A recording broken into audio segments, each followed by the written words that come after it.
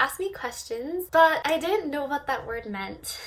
Hi everyone! So today I'll be sharing my interview story, questions, some tips, and how they score the interviews at the end. Timestamps are below and we shall get started. So I got my interview offer about a week before the actual interview. They do tend to send out the emails quite late and it varies between colleges, so it's really just a waiting game. So I travelled to Newnham the day before and I settled in Cambridge and just, calm down. So this was my timetable for the day. As you can see, I have one interview in the morning, the Cambridge law test, and then another interview. There was quite a gap between the times and I filled that time with A-level maths. Basically, everyone that was waiting there was doing some sort of A-level work. The general vibes was just very chill, I think. A lot of the other prospective students there were really nice. So for the first interview I had, someone escorted me to the room and I just sat there waiting. The wait, you're just sitting by yourself, everything's silent, and you can kind of hear the other person in the interview room speaking to the interviewers. I had two interviewers. One of them was the admissions director. I don't know, but I felt more nervous because she was the admissions director. I felt like my whole life was in her hands and she can decide whether she wants me in Cambridge or not, which is not true, I don't think. It is a holistic process, that's what they say, so we trust. So we were sat like this. This is the setting that the admissions director normally films her interviews in. So we sat down and they went straight for it. There was no how are you feeling, are you nervous? They just whipped out a piece of paper and started asking me questions. So we didn't mention anything about my personal statement or the two books that I read. No why law, nothing about the news. So when you have an interview, the interviewers have a score sheet. I'll talk about the scores later, but they're just scribbling down and rating you while you speak, I guess.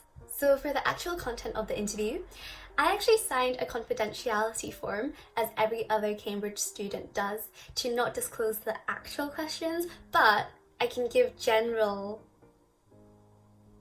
topics. So in very general terms, we worked through two different scenarios. The first one was about freedom of expression versus privacy. The second one was about intellectual property and different fundamental rights relating to it. So they would constantly adapt the scenario to what I was saying, and they even used the Queen as an example at one point. So it really felt like an interrogation, but a nice interrogation, and I was just smiling a lot because they say showing your personality is very important. So I try to keep that in mind and just show them who I am and why you should just accept me. So we actually ran over by 10 to 15 minutes. I was staring at the clock in front of me and I was thinking, oh, we're running over time. What could this mean? They must be interested. So I felt good after the first one because, first of all, I felt like I could structure my answers better than I ever did. I think when you're in the moment, the pressure just pushes you to be the best version of yourself. And secondly, because we ran over time. So running over time isn't an indication of how well your interview went. But for me, I felt like they're using their extra precious time on me, so they must be at least a bit interested in what I have to say. Unless if they just really didn't understand what I was saying throughout the interview and they pitied me and they wanted to give me more time to, have another chance. But I would like to think not. So yeah. So overall, first interview, very friendly, very nice vibes. I actually really enjoyed it. I think I had the mindset of just going in and enjoying the process and being optimistic about it, since I'm here anyway and I don't have control over the outcome. So I just did it and yeah. But the second interview wasn't like that at all. I think they really had enough of me in the second interview and it finished earlier than it should have. So I did the second interview after the Cambridge law test, which I will do a separate video on. Okay, anyway, second interview. I did it wrong from the very beginning. So basically for this interview, I had to do a reading exercise before the actual interview. This was a 1-page long section of a statute. So me, being the extremely punctual person I am, I arrived 5 minutes before the reading exercise. And that's okay, you should arrive on time. But I also started the exercise 5 minutes earlier than I should have. And that doesn't sound like a very big problem, but it is. So you should arrive early, but not start the exercise early. So when you're done reading, you seal the paper in an envelope, walk to your interview room, and sit outside and begin the waiting game. Now, I was waiting longer than I should have because they ran over, and also I was too early. So because I couldn't open the envelope, everything was just disappearing from my head.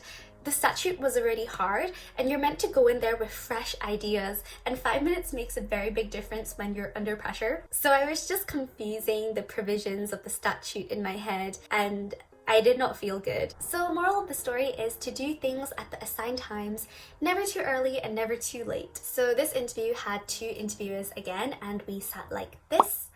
They didn't smile as much this time, but it's okay, I smiled. So the whole interview was about this girl called Carol. So Carol did a lot of things with her life, and I had to apply the statute to Carol's crimes, I guess. The statute was about insolvency, and honestly, before that day, I never even thought about insolvency in my life. It was just not something I had to think about, so I was very confused. I just worked through the statute logically, applying the provisions, just really bringing out my brain for them to see. So the real problem was the statute kept on using this word liquidation. I don't know if I was supposed to know this word or if I'm just dumb, but I don't know. I never used this word in my daily life, and it never came up in school. I never did further reading. So they asked me questions, but I didn't know what that word meant. So let me tell you how I sophisticatedly answered the question without knowing what the word meant. I still don't really know what liquidation means. So when you don't know how to answer a question, the tactic is to just tell them that, but in a Cambridge way. So I'm actually not sure what liquidation means, but based on the context of the question and also the statute, I think it means this. So I can't actually remember what I said. I thought it meant, it was just wrong, but because I was showing them that I was using my resources to come up with at least an answer, that's what they're looking for you to take information and just be like, this is what I think it means, even though I am completely wrong. The focus here is on how you say it rather than what you say. So afterwards, they told me what it actually meant. I think it worked to my favor though. So never feel like it's too stupid to tell them that you don't know the meaning of a word or you don't know what that means, because that's okay. Just use it to your advantage to show them that I can learn. So after they told me what it actually meant, what I did was I said, so just to make sure that I understood this correctly, so liquidation means when a business is closing down and then they sell their assets to turn into money to pay off their debts. Is that correct? I knew that they wanted to see me synthesizing information and putting it into my own words, so I did just that. And then I used my new definition to apply it to the statute again to get the correct answer. So that's the kind of process, I guess, well, I thought they wanted to see, so that's what I did. I think the things that you come up with during the interview, you surprise yourself, because I was surprised at myself for some of the things that I was saying. So it was going okay, but then the interview gets progressively harder. Not progressively, it was like this. I remember I gave an answer and they paused and they were like, are you sure? And am I sure? Am I sure? Like, no. I don't really remember what happened, but my brain was just like, no, that is wrong. I told them that, no, I think I applied it wrong. I would apply it in this way instead. And for some reason, I got it right. They nodded and smiled and were like, that's correct. And I was like, that's great. And by this point, I was thinking that the interview was going very, very, very bad. I was constantly looking at the clock. I knew I had to just try my best in the time I had left, so that's what I did, even though I felt like I was dying inside. So I came out of it thinking that I really underperformed and I felt really dumb. Hello, so I'm aware that I sound extremely pretentious, so I just wanted to clarify that these interviews are hard. And that's how I genuinely felt at the time, even though I got an offer eventually. And that's kind of one of the lessons that I learned, that it doesn't matter how you feel about these interviews. the outcome is decided anyway, and that's not in your control. And I didn't want to edit out the part where I said I felt I was dumb, because I wanted to keep it as realistic as possible, because at the time when I did the interviews, I didn't know that I was going to get into Cambridge, and that's genuinely how I felt as an applicant, as someone who came out of the interview. So yeah, I thought you guys should know that. And so if you also feel dumb after coming out of the interview, that, you know, I felt that too, and that's fine. And I just waited to hear the results. So for Newnham, I think around 20 people got interviewed, 5 people got an offer, and 3 people made it in.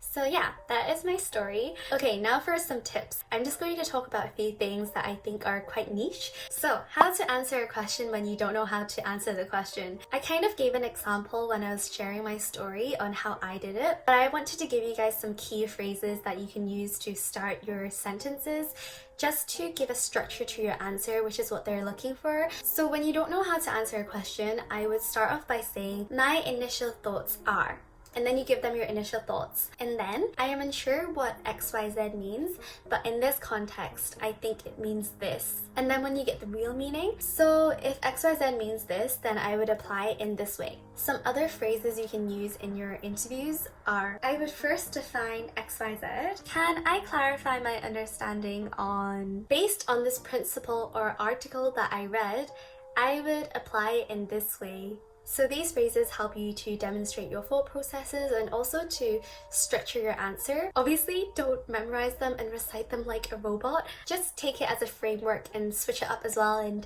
think of your own versions of how you would start your sentences, because I really think the hardest thing is to start a sentence when you're in the interview, because you don't want to say anything that's wrong. You don't want to stop yourself from expanding on your answer, which is why my initial thoughts are is very, very, very good. I'm also not promoting rehearsed answers. Sometimes it's good to have sentence starters to structure your answer, because that's not how we talk in real life. I do not go, my initial thoughts are, but it's really important that you kind of do something like that, because that's what Cambridge wants. And although they always say you can speak in whatever way you want, that's not true, and they're looking for you to speak in a certain way, I guess. I might be saying the wrong things, but it worked for me and it just put me more at ease. So why this college? So a lot of people don't know this, and I didn't know this when I was preparing for the interviews either, but basically Cambridge published this interviewer guide that said that interviewers should not ask students why they chose this college, because some people get pulled or they applied with an open offer. But I couldn't find that document again, and I really wanted to share that document to save you guys from preparing for something you don't need to, but I can't find it. So my advice for this is that don't spend your time preparing for why you chose this college, but if you want an answer just in case, then I would just use, I visited this college and I could really see myself being here because of the friendly people. You don't need to search up like statistics and when they were established like what I did. Just make it personal and save yourself some preparation time. Okay, what to wear? So I thought about this a lot, so I'm going to show you guys what I wore. I wore dungarees, but I saw people wearing jeans, suits. To be safe, I would just say something comfortable but smart casual. Talking about the news in an interview. So I didn't actually talk about the news in the interview, but how I would prepare for this is, so there's this free New York Times briefing that you can get sent to your email every day.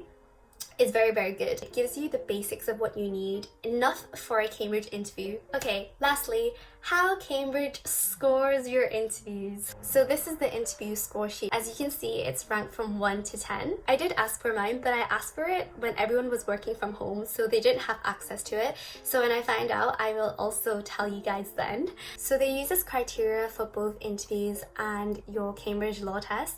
I'm not sure about other tests, but I assume so. This really is just for your own interest because you can't control how they score you. Some people, they might get a very high score in one, but get a very low score in the other, or they might just perform average overall. Having one bad score doesn't mean that your application has just failed. They take into account of everything, your grades, your interviews, your tests, your personal statement, your teacher's reference. So if you really feel like you underperformed on one thing, that is okay, like how I underperformed on my second interview. You just have to step it back up elsewhere. So that's all I wanted to share with you guys today.